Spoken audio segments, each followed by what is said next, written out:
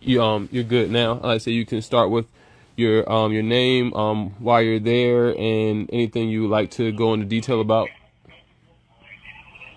All right, right now? Yes. All right. Hi, y'all. My name is Christopher Ryan Pickett. Back in 2000, July 22nd, 2006, I placed a firearm beneath my chin and pulled the trigger. I was later unjustly charged and wrongly convicted of numerous charges, including attempt cap murder on the officer. I was later diagnosed with PTSD and prescribed several psychological medications and documented a serious mental illness. And during my stay in the Department of Corrections, I've been experiencing a lot of retaliation because of the fact that I had a attempt cap murder on the officer, which is falsified, but they don't care about all of that. They just know I've got a attempt cap murder on the officer on my record. So in 2013, I came to Wallens Ridge, and I was harassed by police officers. In 2016, I was attacked by a police officer from behind. But he sprayed me blind first, then he started beating on me, and it made me really bad. And they falsified assault on the officer charge against me in the state court, which is a major violation and violation of law in itself. And I was sent from there and held from Wallens Ridge to Red Onion State Prison up in solitary confinement for 2 years, and where they starved me back there, spitting in my food, and refused me common privileges that everyone else had. I've just been harassed by the police and antagonized the rope ever since 2020 while I was on the transfers. Well, let me take it back. I apologize. Before I left Wallens Ridge after they attacked me, the officer told me that I would never leave off these mountains alive. And then he said, they can make my murder appear as a suicide, since I got a suicide on my record. So I've been pretty much terrified, and they haven't been allowing me to leave off these mountains. In 2020, while I was on the transfer list to go to a lower level security level, I requested to be in segregation until I was transferred. I didn't want anybody in the room to transfer or trying to get me in trouble or anything, so I requested through the it was authorized by the psychologist and the warden at the time. The officer came to my cell one day to I had a psychiatrist appointment because I slit my wrist like a month prior, and he wanted to see how my medications were effective or not. So the police approached my cell and said I had a psychiatrist appointment. But as I stood in position, when I had to stay on my back towards the door and my wrist towards the slot, he put the cuffs on my left wrist too tight. So as I said, Mr. Mullins, that's too tight on my left wrist. He said, no, it's not. I said, man, that's my body, man. I know it's tight, man, in that same tone. And so which he put the right one on even tighter. I said, damn, Mullins, that's even tighter than the left one. And as if to say, you want pain, I'm going to give you pain. So he grabbed the chain, the link of the chain of the cuffs, and started forcibly pulling my wrist through the slot, which created such pain that I started screaming out as hard in pain. He started pulling, and he refused to let go. And so he decided to let go. And he walked away, and the lieutenant and the sergeant came back and took me out the cell into the breezeway. They put me in where they stripped me down to my boxes, put me on my knees and put me in cuffs, and raised me up and slammed my head into the wall, grinding my head into the wall when the psychiatrist asked me what happened. Every time I tried to tell the psychiatrist, Miss Fletcher, what happened, they would grind my head into the wall. Wow. And snatch my COVID mask off my face, and they sent me back to the empty cell, empty freezing cold cell, and I was in hog-tied me, and I couldn't even stand up straight. They hog-tied me, and I was hog-tied for 24 hours with the cuffs on my wrist too tight, cutting into my wrist, like severed the nerves in my wrist, in my ankle, for like 24 hours. So I ended up getting transferred to I also at the same time in 2020, that summer, I was diagnosed with throat cancer. So I went to Suffolk 2. What they charged, I went to Suffolk 2 and did chemo and radiation. And when I came back, this past April 22nd, 2020, I came back and I had just been harassed ever since. They would not even give me a pair of shoes that fit. The pair of shoes I got now is 2 sizes too small. They discontinued my post-cancer treatment. They sent all my property back to stuff to where I came from, and I was without food and hygiene for 2 weeks. And now, just 3 weeks ago, on July 6th, they charged with a falsified assault on an officer, 3 charges against me. So I'm due in court for charges again, for incidents that I'm not doing. They disregard, I'm under the care of mental health. They disregard the mental health procedures and policies, and their own procedures and policies.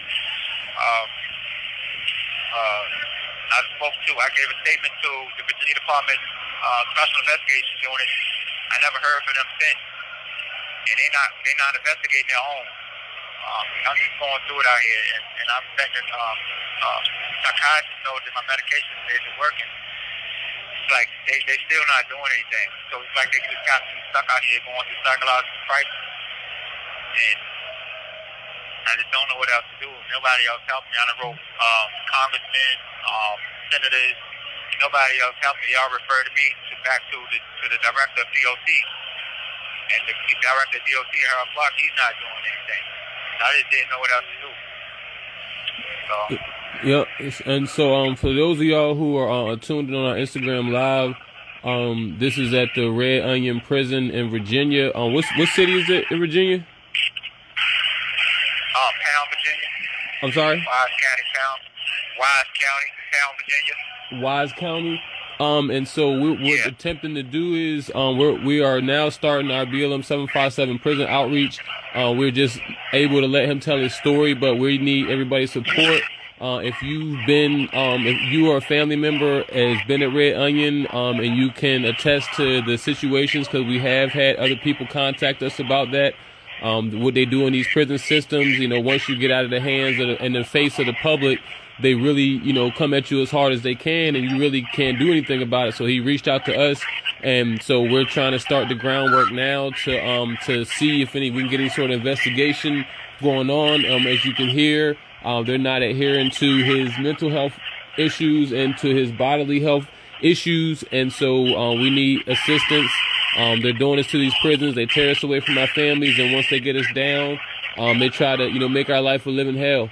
So, if there's anything else, any information you'd like to give us, like I said, but right now we're trying to acquire him a lawyer that can fight these cases. If you know any lawyers, and if you're tuned in from out of state, the in-state attorneys are scared for whatever reason of the Commonwealth.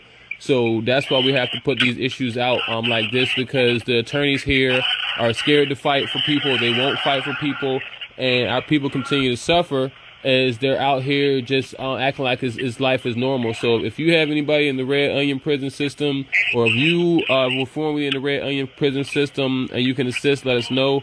After this, we will be putting a description of any information under the post, and we'll be posting it to our YouTube as well. But as y'all know, it's not free to call. Canteens and stuff is not free, so we're able to get them on now, and so this is how we can raise awareness. But we will be trying to help. Was there anything else that you wanted to say to the people? If you can help, I really appreciate it. And I just appreciate any help that anyone can provide. And I thank you for even tuning in and hearing me out. No problem. Get my stuttering. I've been shot in the head. Oh wow. Yeah, like I said, we got you, and like I said, we can try, and like I said, we're here, like I said, to support, and like I said, this is one story, we're sure of many, and we thank you for being brave enough to give your account, and I'm saying we definitely will have eyes on the situation. We'll have your family send us any pictures and stuff that you may want us to put out, so we can know, the voice behind the phone call, and so we can get you yourself. Like I said, we have you here spiritually, keeping you lifted up, but we know that doesn't help. That's why we're trying to get you some actual help and some actual aid. So if there's anybody out there that is tuned into our channels. If there's any lawyers, if y'all could, after we post this, tag a lawyer, tag any social justice groups you may know, because they suffer in silence behind these walls, and we have to give them a voice. But if anything else you'd like to say, sir, like I said before, time's going, but like I said, we'll let you hold it like down. It's just like I said, it's like I said, we are sad for what's going on, and it's sad that it keeps going on, and it's even more upsetting that the elected officials and the big names, they just sit back because they're just so comfortable. And so we can't keep being comfortable, because these people have to suffer every single day. Families torn apart, and like I say, you have to pay to get there, you have to pay to for lawyers, and then they're not taking care of the medical and physical, but they throw as many of us as they can in these jail and prison systems with the school to prison pipeline. And it is election season, so see which one of y'all elected officials in y'all area are actually fighting for real prison reform. We've been able to get a lot of convictions overturned. We're looking for interns in colleges that want to help us look at all these cases individually. So if you go to Hampton University, Virginia State University, Norfolk State University, Old Dominion University, or any of the colleges in Virginia, and you're interested in a law student and law interns, we're looking for law students. Please reach out, inbox us, email us. We want to be able to help as many people as possible. So we got you, brother. And like I said, if there's anything else, like I said, you'd like to say, you can finish your time. If not, we can close it out. And like I said, we'll just have y'all, your people send us a picture, and we're gonna get you even some letter support if we can, and we're gonna make sure you keep you lifted up while you're in there. All right. I appreciate everything, Justin. No problem, man. We got you out here, man. Black lives really matter. I appreciate it. Is there an address or something like I don't get that much money. I'm still somebody. I don't know what happened with my stimulus check, but I'm working on getting my stimulus money. But until then, I still want to try to donate whatever I possibly can. So, is there an address or something, or? You have 1 minute remaining. No, like I said, we're gonna get your information for so we can, like I say, out here we got a minute left, but we're gonna get your information so if people want to write you, pen pal type situation, or like I said, we'll have all that under the description as well. But until then, just let them know where you're at one more time, because the video and the end's about to call. So just let them know where you're at real quick, what jail you're at and your name, and we'll make sure we got you lifted up. Christopher Ryan Pickett. I'm at my number is 120-1002. I'm at Red Onion State Prison, P.O. Box 1900. Town, Virginia, 24239. 93, I'm sorry. 24293. Thank you. No problem. All right.